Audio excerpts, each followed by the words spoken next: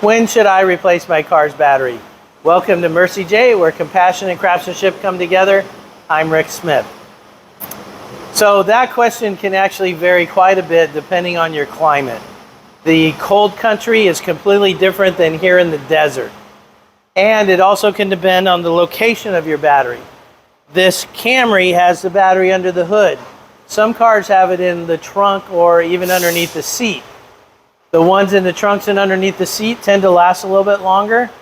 The ones under the hood that are exposed to the heat and vibrations tend to not last as long. Also, depending on the type of battery you had. An AGM battery as opposed to a normal liquid acid, lead acid battery, the AGMs tend to last a little bit longer too. Here's a quick test you can do on your own. Start the car about a dozen times. Every time it should start normally. If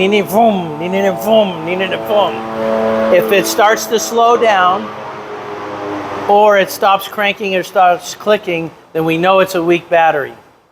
Here in the desert, on a normal flooded battery, we typically don't get more than about 3 years out of them because of the heat. But you should always have the battery tested and not just replace it. One last little tip.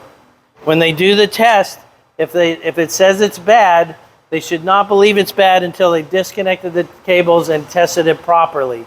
Because the cables can give a false reading, and I see a lot of batteries replaced that should not be replaced, all because the test was inaccurate. I hope this has been informational to you. Until next time, safe travels and blessings to you.